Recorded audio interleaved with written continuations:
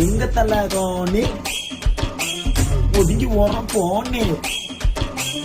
எங்க தல தோனி ஒதுங்கி ஓரம் போனே. நம்ம தல வந்தா விசிலு பறக்கும் தானா. நம்ம தல வந்தா தல தல விசிலு பறக்கும் தானா. பறக்கும் விசிலு பறக்கும் சும்மா அதிருது இல்ல. தலைய பாரு, அது ரெடி. சிக்ஸர் பறக்கும் சரவெடி. சரவெடி. கீப்பருக்கு வேற யாரு? நம்ம தலை வாத்தியார்.